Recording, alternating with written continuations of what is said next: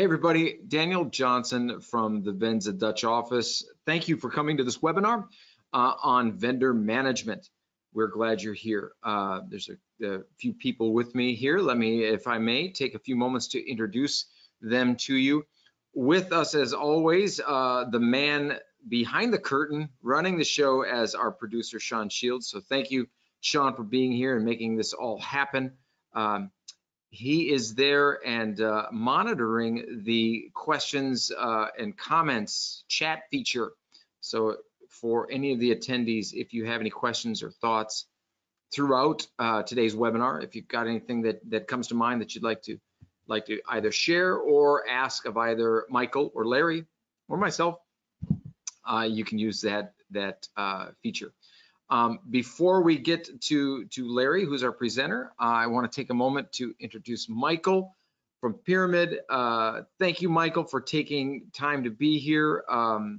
It is important for us, for all the things we do at VENZA, to make sure that whatever we're sharing in the marketplace, any information that we may be sharing, that it resonates with the industry. So thank you for being in the seat of as our industry expert. Your role a lot of times joining these webinars, wondering exactly you're a busy man, what am I supposed to be doing here? So your again, your role is to just validate whether or not what Larry is sharing is true and aligned with your own experiences. So so throughout for those that are just joining this as your first VENZA webinar, Michael's role is to yeah, keep us honest, I guess. So, Michael, thanks so much. Do you mind kind of introducing yourself so everyone is, for those that don't know you, I don't know who they could possibly be, but introduce yourself. Sure. Michael Attenborough from Pyramid Global Hospitality. We operate hotels across the U.S., Cayman Islands, into Europe. We have a property in Ireland, and we have a couple of locations or a bunch of locations actually throughout Europe as well, through a different one of our umbrella companies. So been doing IT for Pyramid for 15 some odd years, and been working with VENZA for 2 or 3 years, and we appreciate the relationship. Yeah, fantastic. Well, we definitely appreciate the chance to work with you. So thanks for taking, you're a busy guy. So really, it's certainly a benefit to us, a benefit to everybody to share your experience and your knowledge, and making sure that what Larry is sharing is on point. So Larry Thomas, Larry's our security manager here at VENZA. Larry, tell us about yourself a little bit. As you say, I'm the security analyst manager here at VENZA. Been with VENZA about 4.5 years now, working with our clients, helping them with their SAQs, their PCI compliance, and their scanning. Good. All right. So thank you so much, Larry, for preparing today's presentation. So again, the way this works, we do not try to bombard people with one slide after another in a presentation. This is what you see is what you get. It's a single presentation. We try to make this a conversational piece. Larry has prepared this topic of vendor management, and we are going to do our damnedest to cover all of these bullet points that Larry has in the next 22, 23 minutes. So without further ado, Larry, vendor risks are your risks. Is that how you're starting it? You're putting the onus back on all of us, huh? Tell us about what that's all about. Absolutely. You can outsource the service, but you can't outsource the risk. Okay. You hired these people, so you're kind of responsible for them. Vendor breaches are getting to be more and more the thing. Probably over half of the recent data breaches are caused by third parties. We outsource it to them. We think everything's safe and secure. We don't worry about it anymore. We got a contract with them. But when it does happen, the excuse is, well, that was my vendor that caused that problem. Your clients come back and say, no, we gave the information to you, and you lost it, or you exposed it for us. Yeah. So that's kind of what we need to focus on is how do the vendor breaches expose our data? Yeah. what data do the vendors have out there? You know, you need to know who's doing what and what they have access to. With the new laws, the developing laws, you know, GDPR, if a client comes to you and says, I want to know where my data is at, who has access to it, you need to know that. It's no longer, well, it's in here somewhere. You need to know exactly who has access to what and what they're doing with that data. And when you're looking at the different vendors, there's multiple challenges. You know, the quality of the vendor. Are they a good vendor? Have they had issues in the past? Do they have good security measures in place? Do they know what they're doing, basically? And what's their financial stability? Are they going to be around, or are you going to be caught in a pinch when a vendor, you know, goes out of business and it's like, well, we don't know what they did with all of the data that they had access to. And then there's, you know, the technical obstacles of, you know, how are they storing the data? How do you know what they're storing? How do you get access to the data that they're storing for you? There's just a litany of issues that need to be addressed. And that's one of the things that PCI, as part of their service provider tracking, the goal is to know who has access to what, who's doing what, and who's responsible for it. And if you can't answer those questions, then you as the merchant or the organization, you're responsible. If you can't, if you don't know for sure that you've outsourced that and that they're doing it properly, then you're ultimately responsible for it. And even if you have outsourced it and they're doing it properly, you're still responsible. You need to constantly be looking at what they're doing. You need to scrutinize your vendors to see how they're doing things and basically get them to prove to you that they're doing it in accordance with your contract, and also that it is in accordance with any regulations that you may be liable for. You know, just because the vendor's doing it, you're still liable for those regulations. Let me just jump in and ask you a question. Early at the top of your statement there, you were talking about it kind of, it sounded like you were describing the boundary problem of knowing where things start and where things, whose responsibility and liability, where it starts and stops. Is that what the boundary problem stands for? Yeah, absolutely. And there's even a little caveat to that boundary problem. It's like the nth party risk.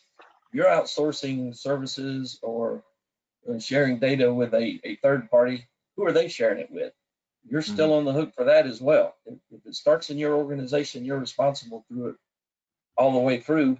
And a lot of times we don't know what the third parties are doing, who they're using as their third party vendor. So that adds a level of complexity to when you're, you know, evaluating vendors. Now you're evaluating the vendors' vendors and possibly the vendors' vendors, you know, where does it end? In this age that we're in, you know, everybody's coming up with new products and services to make our lives easier and more efficient. So everybody is using those services. So it's, you know, the vendor. Yeah. It just keeps going and going. You sound like my old man when I was a kid. Today's world is just getting more complicated. It used to be simpler. So yeah, I want to bring in Michael to the conversation. So far, what is this your experience? Are you do you share that viewpoint with regards to the vendor relationship and the challenges with regards to the vendors and their vendors? I mean, how are you addressing that, or is that, how does it strike you? I think he's right on. I think that the issue is that, you have hotels who are doing, in our case anyway, hotels that are doing operations, and they want to take advantage of new technology and vendor relationships to try to improve the business product.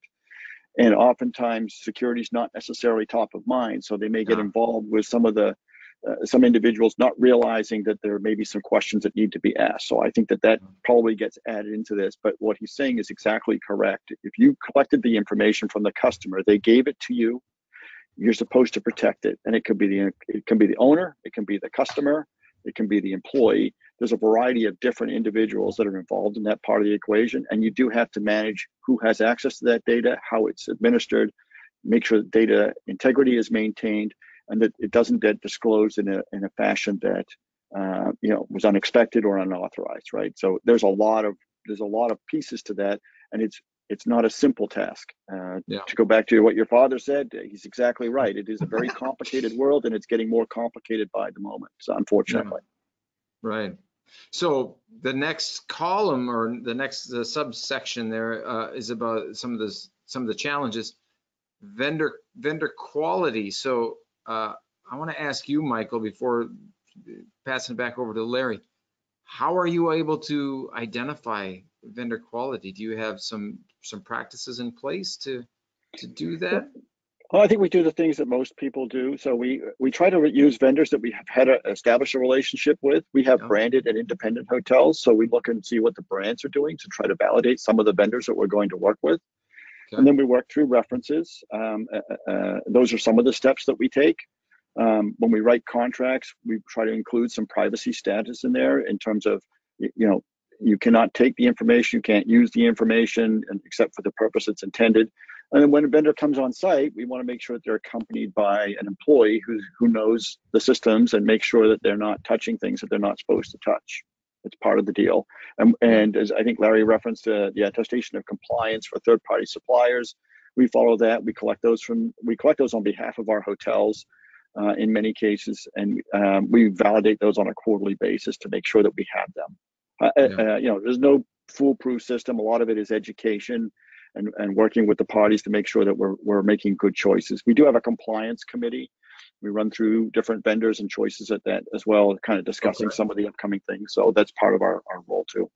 That's a standing committee within the organization, a compliance committee. Yes. It's not, you're not just ramping up and down when you're evaluating new solutions. It's a standing committee. Yeah. Yeah. Okay. Do you think that's common practice for hoteliers? So this is new from Pyramid's perspective. We merged a year or so ago. The company that we merged with had that in place already. So we've just leveraged some of that tools. We had communication back and forth with the properties, but a formal compliance committee didn't really exist. We now have one, and there's a regular participation from various disciplines within the organization. It doesn't fall on just one person's shoulders. And that's one of the things that's really an important aspect of all this. This doesn't rest with accounting or with IT or with operations. It's really a team effort, right? Everybody has to play. Yeah, we've noticed that on this, especially here in Europe with regards to GDPR. Understanding, becoming GDPR compliant. It's a group effort, and every department needs to be involved. So, but you didn't come to the webinar to listen to me, Larry. Challenges. You heard a little bit from Michael. I love that idea, that compliance committee, standing committee. What do you think about? What do you have to share with us with regards to challenges, vendor quality, and access to information, etc.? Yeah, there's all kind of challenges when you're dealing with vendors because they're all a little different. There's no cookie cutter, one size fits all. So you really have to scrutinize the vendors to figure out exactly how they're doing things. So yeah, the quality of the vendor, do they keep good records? Do they have good SOPs in place? Those kind of things need to be looked at. Who with their organization accesses the information. We always talk about the human firewall, our staff being our weakest link. They have staff as well. So how well are they training their staff and making sure they're doing the right things? And then just the technical obstacles of, accessing what they're doing to figure out, are they free and open with it, or are they kind of, stonewall and, oh, don't worry about it. We got it. You're covered. Don't worry about it. When somebody starts telling you that, it's probably time to get worried. The old trust but verify. If they say they have it in place, that's great. Can you show me what you have in place? You always want to be checking, trust but verify. And there's, you need to think about all of your vendors, not just, the obvious ones like the brand or your credit card processor. But, if you're using hosting centers, how's that set up? There's all different types of data hosting, and you need to make sure you understand what kind you're using as to who's responsible for what. Some of them are, here's the platform, you're on your own. Others, they're doing a lot of the services for you and taking care of a lot of the security and access things. But you need to make sure you understand who's doing what, and then it's been done properly.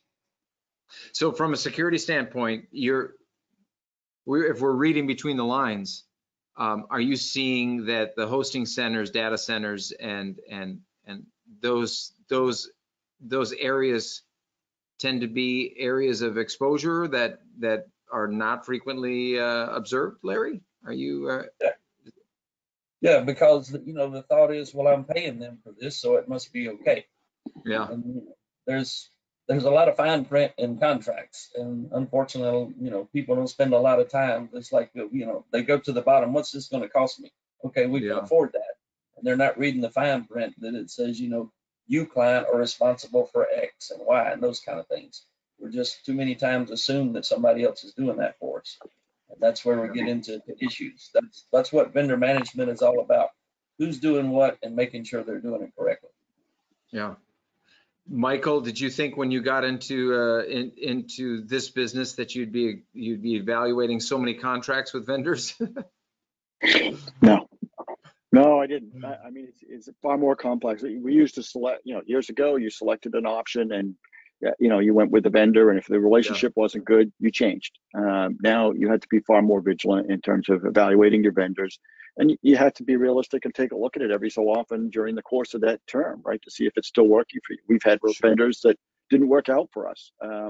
And while that's a bad thing at the time, it isn't a bad thing overall, because you learn something from it and you realize I need to ask better questions, or maybe I need to consider this as we go forward. So, it's a process.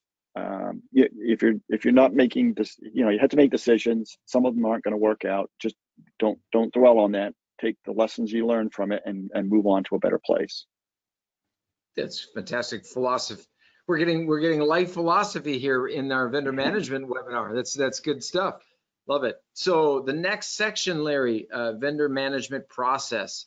So what do we got here? Vendor accounting. What do you mean by that? Accounting for what they're doing financially and operationally.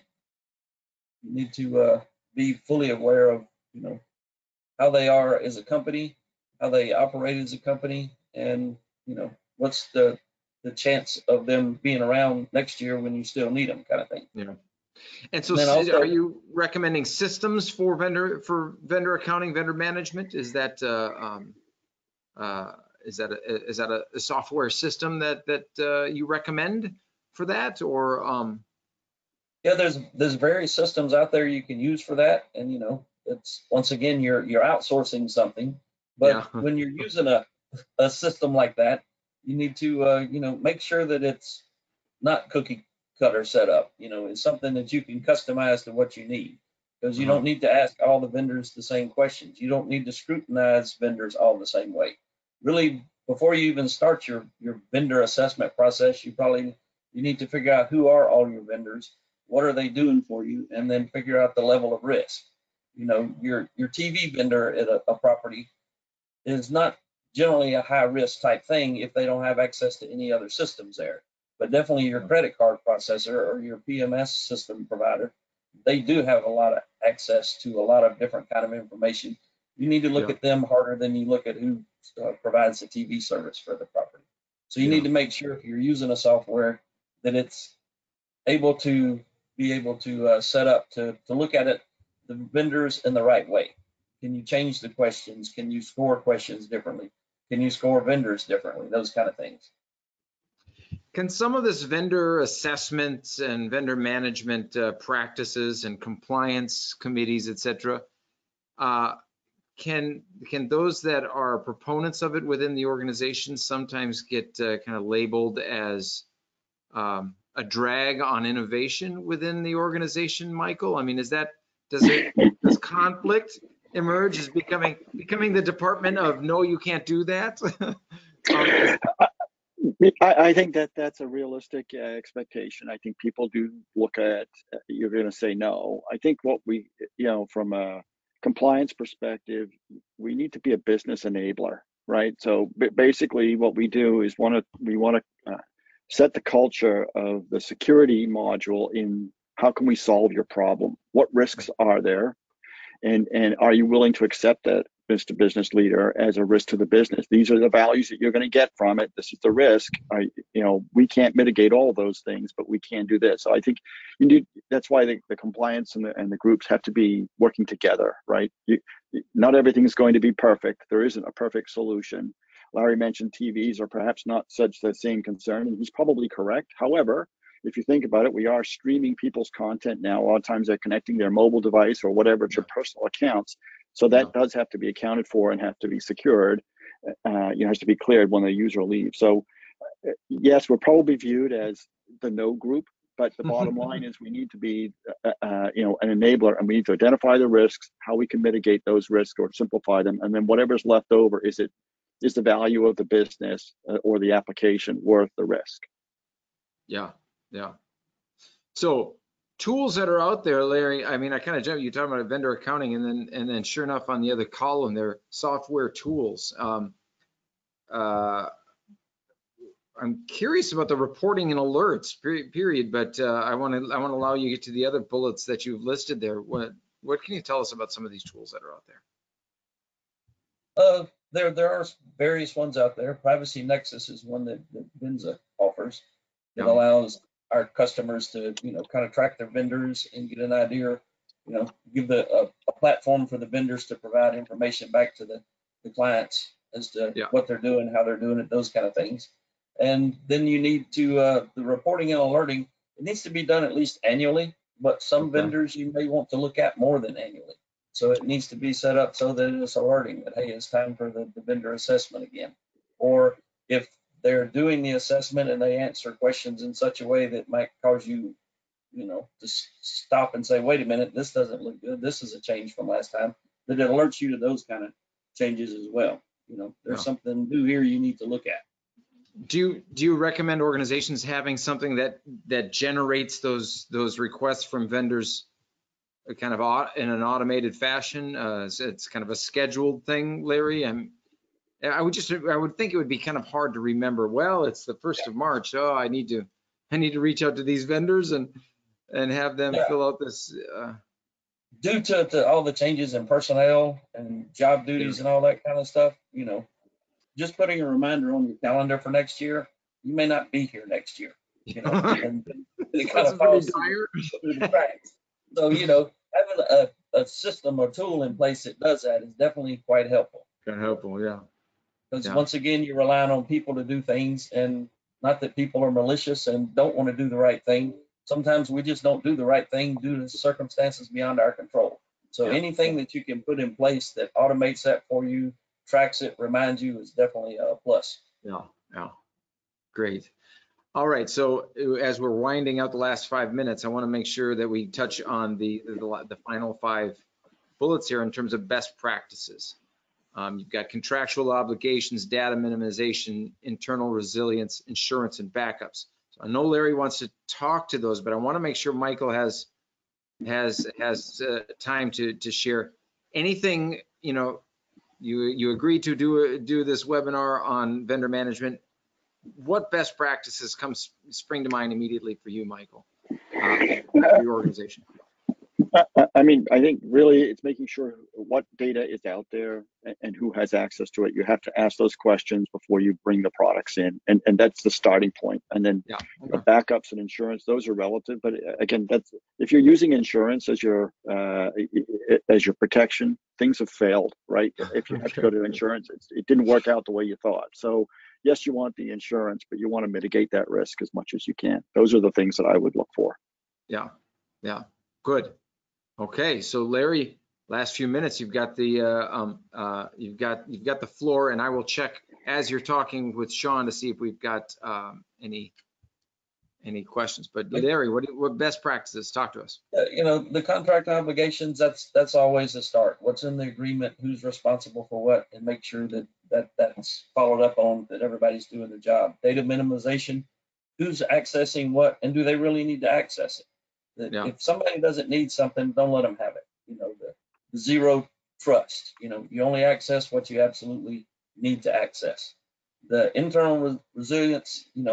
How are you set up if your vendor does fail? And that's where the insurance and the backup comes in. Definitely backups nowadays are a must. And you've got to make sure that they're there, that they're tested, that they are really going to work. So when you do need them, it's not the time to find out we had an issue with our backup system. And insurance, like Michael said, if you're relying on that, it's too late. And also something to keep in mind is cyber insurance is getting harder and harder to get nowadays. There are a lot of agencies out there that will just flat tell clients or prospects, no, we can't write your insurance for you. And one thing that is, we've noticed in some of them, they actually ask, do you use this vendor? Do you use that vendor? Because of the issues they've had in the past. If you're using that vendor, we're not going to cover you. So something also to keep in mind before you maybe think about bringing on a new vendor. Check with your insurance broker or agent or carrier and say, hey, we're thinking about bringing this vendor in. Are y'all okay with that? Something we never thought we'd have to deal with, but now we do.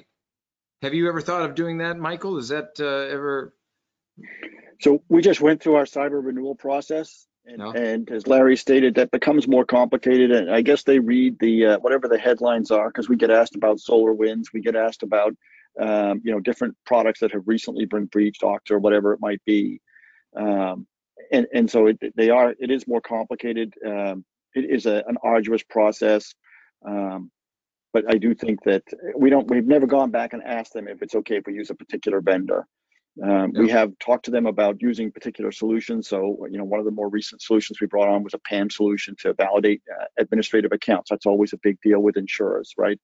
And so we're introducing that into our organization this quarter to try and protect the environment and offer some comfort to the insurers. But it is a difficult deal. It's always changing. I've never asked an insurer if I should use this vendor or that vendor. Okay. What an interesting new twist in ways that we could shortcut some of the vendor quality assessments out there. That's a neat idea, Larry. Final comments, Larry, as we wrap up. We're at the half-hour mark. We want to make sure we give people their full time. Any thoughts? Burning thoughts to share? Yeah, just kind of like we've said all throughout the presentation here. You got to know who's doing what and who's responsible for what, and then verify that they're doing it. Fantastic. All right. Well, we're at the hour. We appreciate Michael Attenborough, Senior VP of IT for Pyramid Global Hospitality. So great of you to be here. Thank you so much. Larry Thomas, as always, great job, Senior Manager of Security of here at VENZA. So thank you, everybody, for tuning into this webinar, and we will see you next time. Thank you. Thank you.